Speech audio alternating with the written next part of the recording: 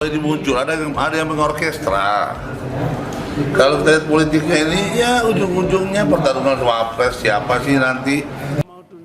Menurut Ahmad Ali tidak perlu melempar batu sembunyi tangan, tidak sederhana menunjukkan ijazah kemudian dianggap selesai. Prinsip hukum siapa yang mengendalikan itu yang membuktikan. Ali menambahkan tidak ada urgensinya Jokowi itu memperlihatkan ijazahnya. Pernyataan Beni dianggap tiba-tiba muncul dan mengorkestrasi yang ujung-ujungnya soal pertarungan wapres. Tiba-tiba ini muncul ada yang mengorkestra. Kalau kita lihat politiknya ini ya ujung-ujungnya pertarungan wapres siapa sih nanti yang menjadi saingannya Gibran jadi wapres sih. Ya, jadi kalau kemudian di bawah ada yang terganggu dengan munculnya Mas Gibran sebagai calon wapres dan menunggangi ini, nggak salah juga kali ya. Hakim MK dituduh ijazah palsu, tapi hebatnya dia tampil di depan tunjuk itu ijazahnya asli, nggak kayak yang lain.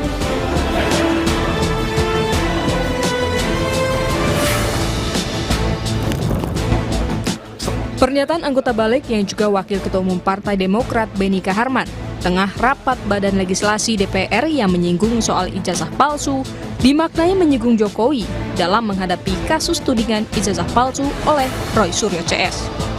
Anggota Majelis Tinggi Partai Demokrat Syarif Hasan menjelaskan pernyataan Beni dinilai wajar, menyebut tudingan ijazah palsu Arsul Sani sebagai contoh dalam penyelesaian kasus ijazah palsu. Syarif juga membantah pernyataan itu sebagai politik balas dendam terhadap sikap pemerintahan yang lalu kepada Partai Demokrat.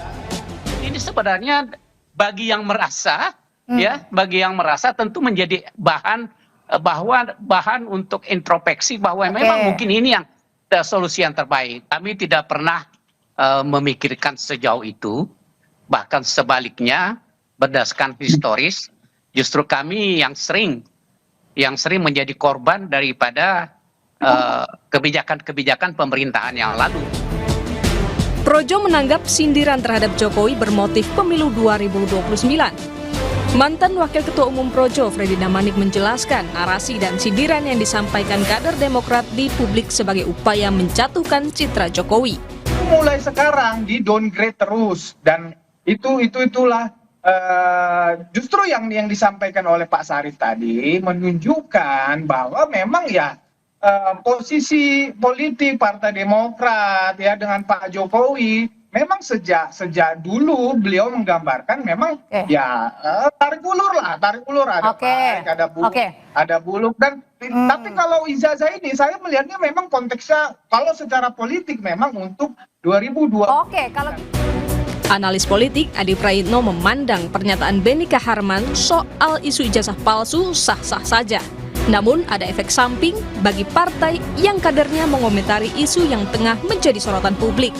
Ada efek sampingnya ketika Pak Beni menyatakan itu, ya para relawan politik seperti Projo ini menganggap ini jangan-jangan ini mau ikut campur, ikut terlibat atau ikut bagaimana memberikan komentar-komentar. Maka tadi Bung Freddy itu mengatakan jangan-jangan ini Bang Syarif, Partai Demokrat, Bang Beni berada di pihak mana nih? Kira-kira begitu, Audrey.